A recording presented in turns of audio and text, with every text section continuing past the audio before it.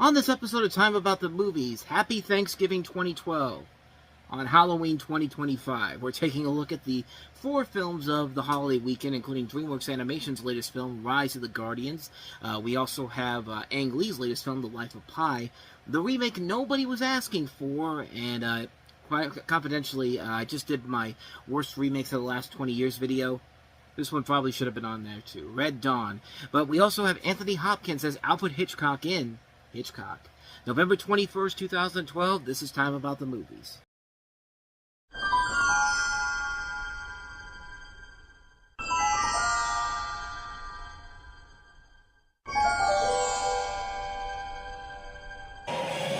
DreamWorks Rise of the Guardians. Music! No music! Rated PG. Now, I know the first thing you're thinking to yourself. Where's the Owls of Ga'Hoole? Isn't this supposed to be a sequel to Legend of the Guardians? No, it's not. Sadly, there is no sequel to Legends of the Guardians, and I do mean sadly because that movie's fucking awesome. This one's pretty good too. Welcome to Time About the Movies, and today we are taking a look at the 4 films that make up Thanksgiving weekend, November 21st, 2012. November 23rd, if you want to be specific on the actual Friday of the date, but you get the idea. Our first film is Rise of the Guardians, and it tells the story of the Guardians, North of Santa Claus, the Tooth Fairy, Bunny Mund of the Easter Bunny, and the Sandman, who enlist Jack Frost to stop Pitch from engulfing the world in darkness. The film features the voices of Chris Pine as Jack Frost, Alec Baldwin as Santa Claus, Hugh Jackman as the Easter Bunny, Isla Fisher as the Tooth Fairy, and Jude Law as Pitch. Whenever people talk about this movie, it's one of those films where, it's a movie that most people say is the holiday equivalent of the Avengers. You got all the big holiday icons coming together in this one big adventure, and they seem to be right on that, because, yeah, this is pretty much the holiday equivalent of the Avengers, and it's a really awesome movie, too. I mean, I was talking about how the year kind of started off kind of overall not as good for animated films, but surely as the second half of the year has come along, we've had some real winners here. Hotel Transylvania, Paranorman, Frankenweenie, Wreck-It Ralph, and now we have this film. And yeah, this film, nearly everything about this film works incredibly well. There is a lot of imagination and creativity in it all across the board. The characters, the designs, the settings, the visual effects they put in here, the overall fun factor in here. Watching this on a big screen was so fascinating to watch. You see all this effort that was being put on the screen. Excuse me. And it definitely shows on there. The voice cast overall is really good. Probably my 2 favorite characters in this were Alec Baldwin as Santa Claus and Chris Pine as Jack Frost. Chris Pine giving a great performance as Jack Frost, but Baldwin alone is so great as Santa Claus. He's really doing something very different than we're used to hearing from it. You can still hear it's his voice, but it's a more distinctive, different kind of Santa Claus than we're used to seeing, with a great Russian accent to him. I mean, not to say that everybody else in the cast is bad here. Everyone in here is perfectly fine in their roles. Baldwin and Pine, I thought, overall were the best altogether. If there was one person in here I thought was a little, not really all that strong, I would say Jude Law as the villain here isn't really all that great in here. If I may paraphrase a little bit of Randy Jackson in here, his villainous role is a little pitchy. I apologize for that, but what other opportunity am I going to do with a character named Pitch, honestly? But I mean, the story overall is very good. It has a lot of heart to it. I love the way, while the the pre-climax overall does take a lot from other movies in general, but it works very well. I do like the backstory they give to Jack Frost. I mean, he's basically given these powers because he was trying to save somebody he knows, and he falls through the ice, and essentially that's how he got his powers and all that. And if there's any major flaw I have with the movie, it's what I said before. There is a lot of predictability in the pre-climax. A lot of what happens is stuff we've seen happen in other kids' movies. The bad guy's going to lie to the main character to be on his side. The main character's going to fall out with the rest of the good guys before he discovers his true purpose. And the main character's going to learn his true purpose and use what he's learned in the final climax. And sure enough, that's what happens in this film, in this moment before the climax, which we've seen it done before time and time again. And yeah, this one, they do it here, and it's not really all that great, but the climax overall is very fun. I like the fact that it's not just the Guardians facing off the bad guys. They actually get the kids involved, and it does lead to a really good payoff at the end, and a pretty dark way for the villain to go out on here. I like the way they took that character out. I mean, I thought that was actually very well done. But Yeah, this is definitely one of the best animated movies of the year, easily. And a very underrated holiday classic, honestly. Nobody really ever talks about this movie anymore. You barely see it on TV anymore. And it's hard to believe, because this is something that could have easily been playing all year long on TV. Not just at Christmas time, but, Valentine's Day as well, Easter, all these different elements here. Well, maybe not Valentine's Day, but you get the idea. Like, this is a movie that could have easily been playing on TV numerous times during the holiday season. It did for a little bit after it came out, and this kind of faded out of obscurity. And honestly, nobody really ever talks about it anymore. And it's a bummer, because it's a really, really good movie. That one of DreamWorks' more underrated films. I highly recommend checking this one out. If you haven't seen it, seek this one out. It's definitely one that you have to see. Rise of the Guardians is a terrific, terrific film. So with all that said, let's go ahead and move on to our next movie that we have here, and it's another movie that has a lot to it that I actually do really like, and that is Life of Pi. Life of Pi. Rated PG in Real D 3D and Digital 3D. Now, I'm not going to lie, when this was coming out, I didn't really have an interest in seeing it, even though I did like Ang Lee's other works, Brokeback Mountain, and what did he do after? I can't remember what he did after Brokeback Mountain, but I should know this. Taking Woodstock, Lust, Caution, certainly not up to the caliber of what he started his career off with, but, they were definitely better than the Hulk film he did. But this one, overall, this is a really good film, and one that I'm glad I got to finally get around to seeing, because it was definitely worth it. This is based off of a novel of the same name, where you revolve around this character named Pai Patel, played by Suraj Sharma, who is a 16-year-old Indian, and a Bengal tiger named Richard Parker, who are both stranded on a lifeboat for 227 days after a shipwreck.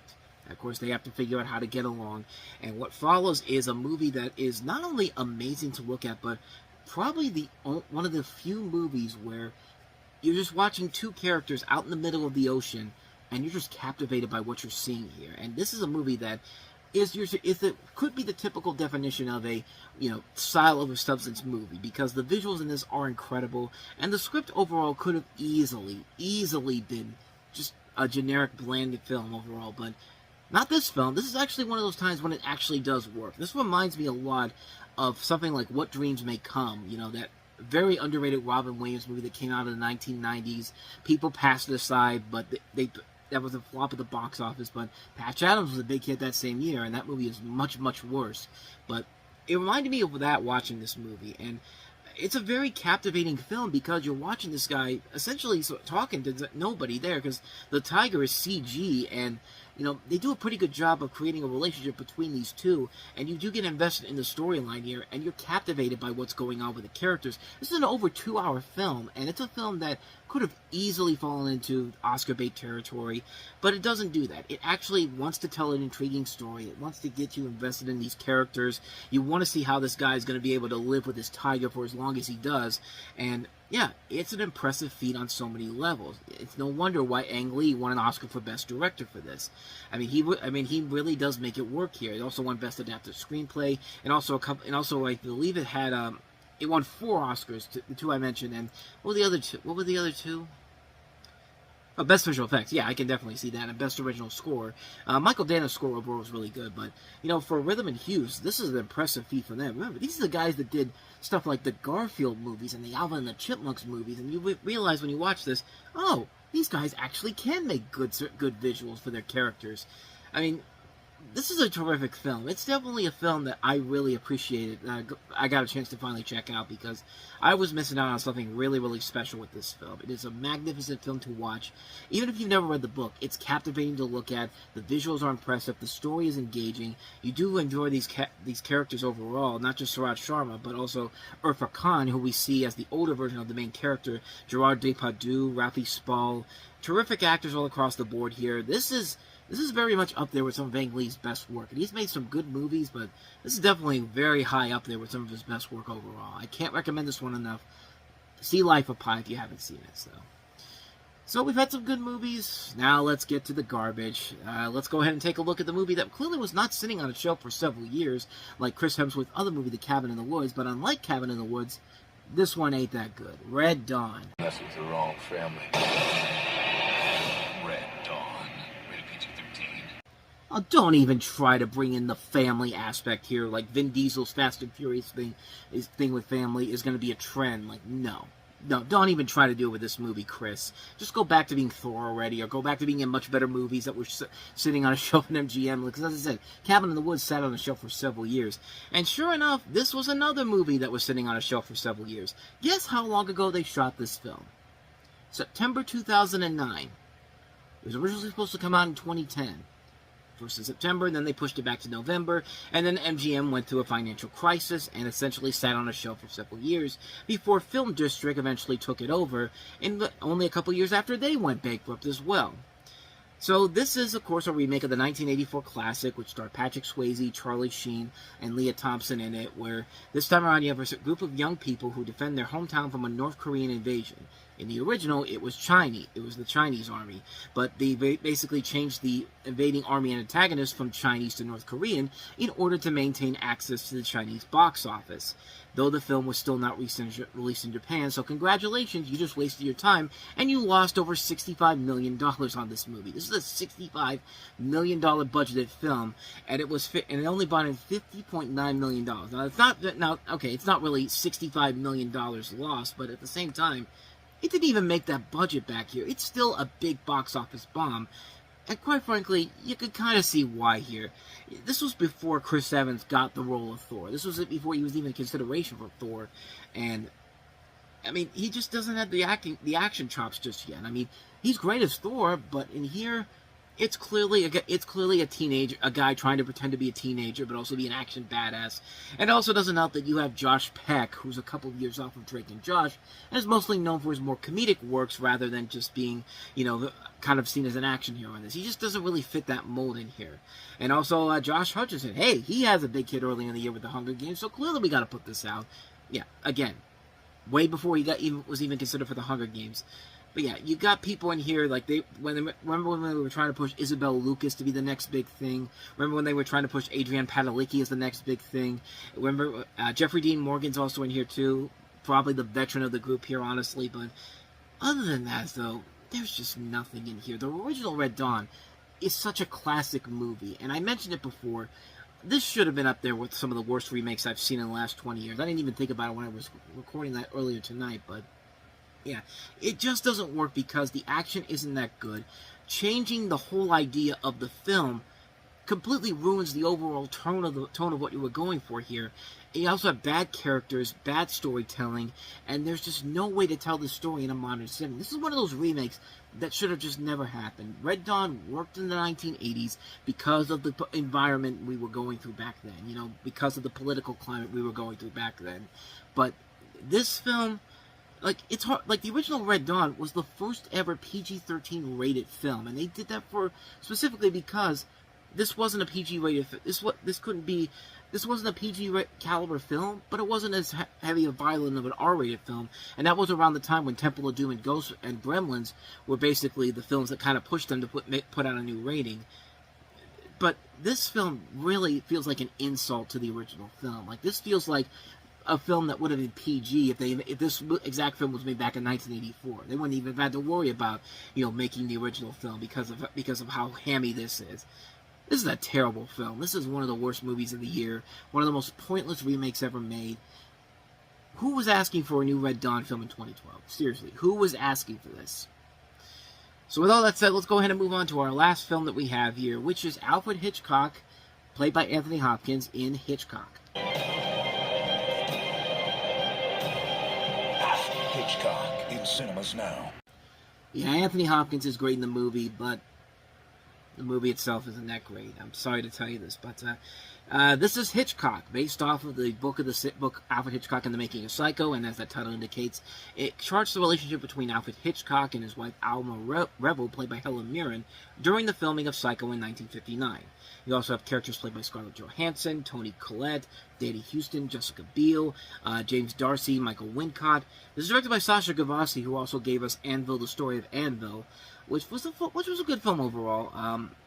This film's overall biggest problem is simply the fact that, it's Anthony Hopkins giving a really good performance that's really elevating the film to another echelon, but the film itself just isn't as strong because it's your typical safe and marketable biopic. It's a biopic that doesn't want to take any too big chances, and for a company like Fox Searchlight Pictures, who was well known for taking chances with their films. Like, this is weak, man. This is a film that could have easily been released by Fox of all companies, but it also didn't help that there was a biopic that came out called The Girl, which was released a month earlier and detailed Hitchcock making The Birds and Marnie, and that film works because it's on HBO. They have wide range to do whatever the hell they want to, and it's just not that worked a whole lot better, but this one did not. This one just felt like, there was an opportunity for something really interesting. It would have been cool to see what Alfred Hitchcock was thinking when he was making Psycho, because I guarantee you that's a behind-the-scenes process that could make for an excellent film. It's just not in here with this movie, unfortunately. Despite the best efforts of everybody involved in it, it just doesn't work because it's trying way too hard to be marketable and trying also to be an Oscar contender too, and you can't really have it both ways. You gotta pick a side and just stick with it, and sadly, it can't figure out which direction it wants to go with here. It's a major letdown. Anthony Hopkins really is the best thing about the film. So is Helen Mirren, but the casting overall is really good, but they're just not given the best script to work with here. I think a better script writer that would have been given more free range to do whatever they wanted to do to make the story feel like something that should be seen on the big screen. Sadly, it's not here, so mixed opinion, but mostly you could skip Hitchcock, unfortunately. And thus, with all that said, we wrap up another episode of Time About the Movies, and the next time we meet, it's the week after Thanksgiving, which back then meant dumping time. Let's see what movies that the studios are going to put out to make us think that they really believe in them, but no, they don't. We have Brad Pitt starring in a new film from the Weinstein Company, Killing Them Softly. We also have the sequel to The Collector, The Collection, and that's it. There's literally nothing else coming out that's worth talking about here, so we'll get through that episode tomorrow on the show, so stay tuned for that. But with all that said, thank you so much for watching this. I hope you enjoyed it. If you did, please go ahead and do me the honors of hitting that like button, that subscribe button, and that notification button. Also, don't forget to check out our playlist, and don't forget to check out the previous episode we did.